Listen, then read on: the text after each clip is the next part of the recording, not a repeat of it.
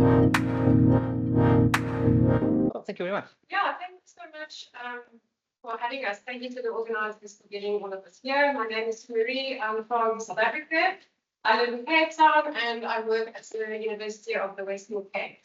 So today I want to talk a bit about regulation and incentivization in transformative housing frameworks. So I'll talk a bit about South Africa, but I'll also refer to some of the other jurisdictions. So by way of background, I think most of you are familiar with South Africa's background. We had a apartheid regime for quite a number of years. What it entailed in terms of property, in terms of housing, simply that a lot of people were dispossessed, forcefully removed from their homes, and basically forced into different areas along racial lines.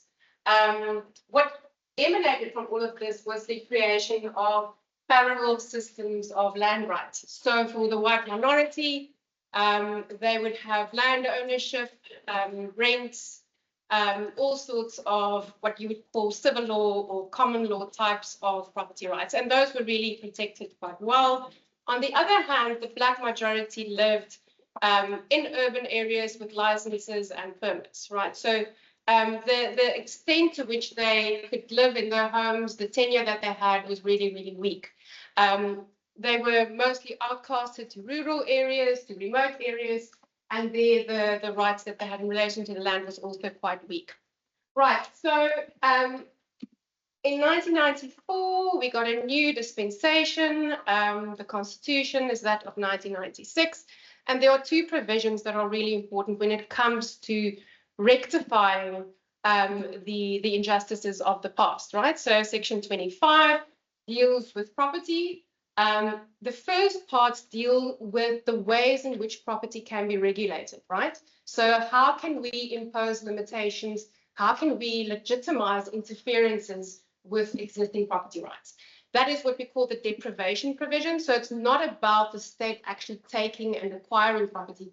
It's about interferences. It's about regulations. Something like rent control would be a deprivation in our framework. Expropriations are different. They allow for the state to take property, something like compulsory acquisition or takings in the US context. Of course, if you expropriate property, then you must pay compensation. It has to be in the public interest for a public purpose. It has to be authorized in terms of law of general application. Then Section 26 links up with 25. It deals with housing. And it says very clearly that everyone has a right of access to adequate housing, and the state must progressively give effect to this right by way of all sorts of measures. Also, you are not allowed to be evicted in an arbitrary manner, right? So the court must authorize evictions. If the court finds that it's just and equitable, then only can you be evicted from your home. All of this is really quite progressive in terms of saying we want to ensure that people have rights of access to housing. We ensure that evictions are equitable, just and equitable. We also have land reform in terms of 25, where we say that the state must aim to redistribute land to previously dispossessed individuals. All of it really boils down to the state. Like, what is the state doing in terms of these provisions? The imperative to restore property rests on the state. And I'll talk about the problems that we encounter with that these days.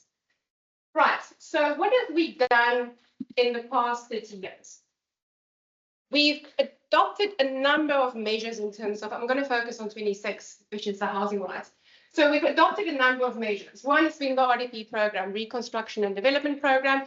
It boils down to the state building homes for individuals and providing them with land ownership. So you can imagine really, really long housing lists in terms of individuals trying to get access to housing. We also have emergency housing. This emanated from the Grootboom judgment, where the court said, well, your programs are unreasonable because you're not catering for those who are truly in emergency types of situations. And then what I want to get to is rental housing. So we've got a private rental housing market, we've got a public rental housing market, and somewhere in between, we have a social rental housing market, right? So it is regulated in terms of the Rental Housing Act or the Social Housing Act. However, it has a very specific way in which it functions. So what does it do? It places an obligation on social housing institutions to provide housing to low to medium income households. What is it? It's essentially good quality, well-located, subsidized housing managed by independent institutions that use participatory management approaches involving residents. Essentially, again, important, the initiation of these projects rests with the municipalities, with the local authorities, right? They must identify the demand for social housing as well as the areas, the restructuring zones where these types of social housing can be put up. Then also they must take measures to facilitate the delivery of social housing through the conversion of existing non-residential stock and the upgrading of existing stock. A lot of emphasis is being placed on the responsibility of the state, local authorities, the municipalities having to go out and source the stock, having to source the areas where we would want to see these types of social housing institutions providing rental housing to low to medium income households. Right. We have these measures, we have other measures as well, even though what we've seen over the past 30 years is not a lot of progress. We still have huge backlogs. We have millions of individuals living in informal settlements, in squatter camps. We have real problems in terms of rough sleeping. So individuals being bedded down on the sidewalks, under bridges, in public open spaces. And then in terms of the case law, we see a lot of unlawful occupation on private land, but also on state land, and how this has led to a number of eviction cases all the way up to the constitutional court. Also problems, especially in the city of Johannesburg, where we have slum lords, right? Individuals taking control over bad buildings and making that available to unlawful occupiers. So it's really part of the informal market, not part of the formal market, but it creates a lot of problems in general when it comes to housing. And so I think 30 years down the line, we can say that even though there has been progress, even though houses have been built, even though there are some of these social housing institutions that provide housing for low to medium income households, the scale is not at all where it should be in terms of actually making a difference. Right. Most recently, an interesting response by the state has been to introduce a very controversial measure called the Expropriation Act of 2024. And this comes from the idea of saying, well, paying compensation for expropriations has really limited us in terms of providing access to housing as well as land reform. So we cannot really provide land to individuals who were previously dispossessed. We cannot provide housing to individuals because we have to pay in order to acquire land and then to redistribute for these experiences. So they came up with the Expropriation Act, and it basically says, well, we don't have to pay compensation when we expropriate property. And it lists a number of instances when this may be allowed. Note that it says including but not limited to. So these are some of the cases where the state can come in and expropriate and justify to not pay any compensation.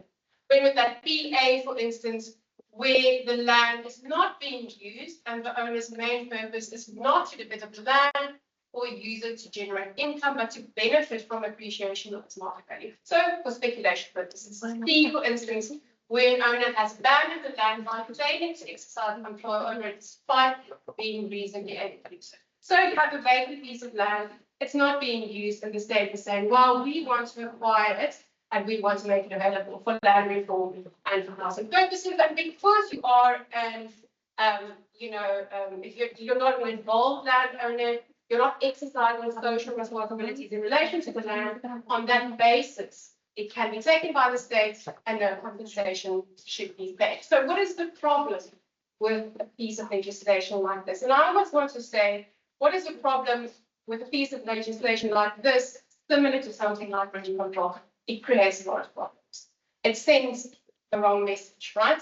So recently Donald Trump has said in so many words, I'm going to freeze aid to South Africa, millions of dollars, because of something like this. We're not going to invest. We're not going to provide aid. We're not going to provide money. And this is not for housing. It's not aid for housing or land reform. It's aid for something like HIV programs. Right. So it comes across as a punitive measure, right? Something like the Expropriation Act, something like rent control comes across as something that you say, well, you have all of this land, you're not making it available, and based on that, we justify to actually take it and not pay any compensation. So it doesn't really make a lot of economic sense, and it's really quite off-putting to investors. We can see that already. People drawing out big foreign investors saying, well, we don't want anything to do with policies and regulations of this sort. And that, But Trump uses aid everywhere. So do you really attribute this to the failure of the law and not to Trump? well, I think it's something that he draws onto, right? It's something that he draws onto to say, well, I don't like this measure.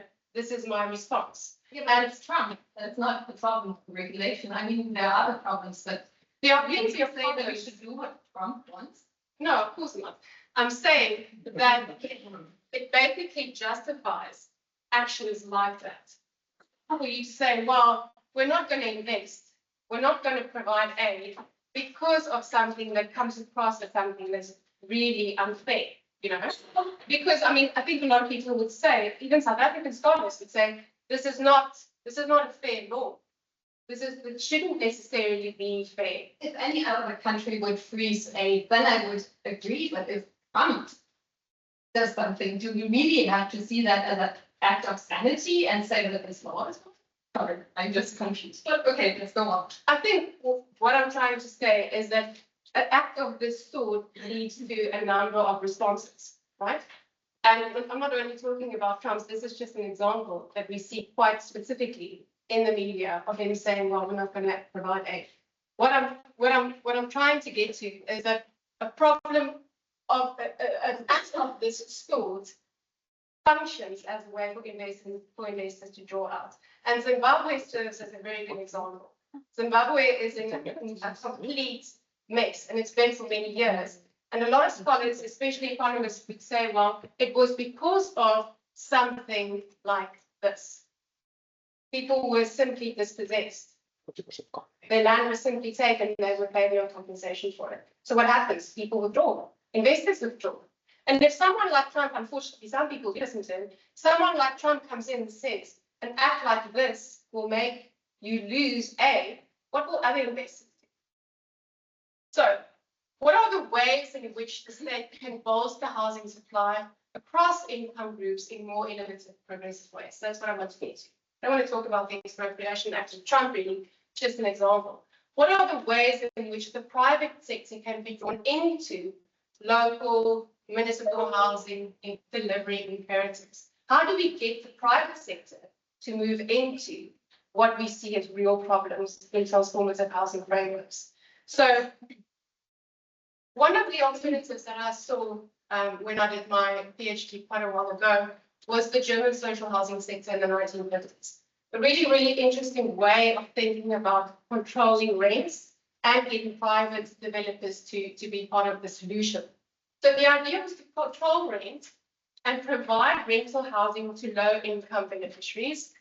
The idea was really to provide financing at low interest rates for developers, for private developers to come in. There were public funds, housing construction was subsidized, and there was a form of income tax relief for private funds invested in housing. What happened at the end of the day was millions of buildings were constructed by way of this program. And essential to it was the fact that it was rent controlled for a specific period of time, only for around 15 years. So the deal was really to say, well, come into the market, assist in constructing dwellings, housing, at a specific rent cap for a specific period of time. And after that period of time, the market, it transitioned from being regulated to not being regulated anymore. So at that stage, after that period of time in terms of which the public funds were repaid, the subsidies were repaid, at that stage it was deregulated. So the private owners could simply sell it on the market, or they could rent it without any form of rent control. And it worked really, really well. I'm not saying that this is the only solution or the best solution, because we have seen more recently by a number of scholars that the state as enabler is not always the best solution. The state can create the conditions for private actors to come in and to supply housing, to really be part of the solution. But there's a lot of controversy in terms of, where the emphasis should be. Should it be public support for market actors in terms of the formal sector, the informal sector, or on public-private partnerships? And then, of course, the supporters of assistance for the informal sector argue that the informal actors are the key producers of affordable housing in the different countries. So it really depends on what jurisdiction you're working with. It really depends on the actual socio-economic conditions on the ground. This was a study conducted in India, and it was quite clear that if you enable individuals to become part of the solution, but you focus on the formal sector, you might come across a number of problems because you're excluding the informal sector, and the informal sector has a role to play within that type of demographic. So a lot of complexity. The resilient property theory is a theory developed by Mark and Lorna. They developed this theory in their book, Spotting in the States. And I find it really, really interesting how they draw in the state. Obviously, in South Africa, in our framework, the state is central to, thanks. The state is central in terms of providing solutions, building the housing, making it available. However, resilient property theory talks a lot about how does the state make the decisions that it's actually busy making? What is the state's interest whenever it acts, right? What is the state's own investment-backed interest when it starts making these types of decisions? It's founded on vulnerability theory, and the key point for me is how we need to start aligning interests. The interests of the state in doing its job, right? But also the interests of private property owners and how they should become part of the solution. So one of the speakers also mentioned, private property is not necessarily the problem. It should actually be a measure that we can draw in and that we can rely on to be part of the solution.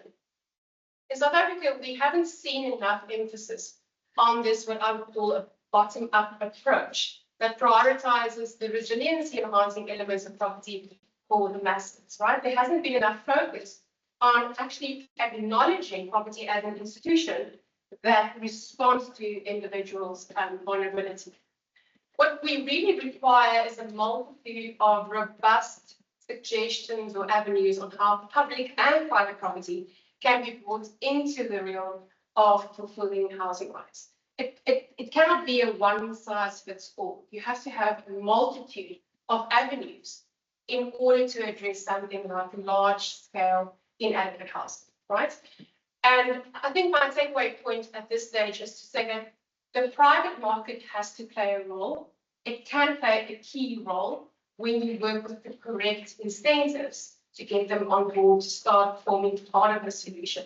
So you need a holistic approach, right? You have to think about what Mark and Orna would call the nomos.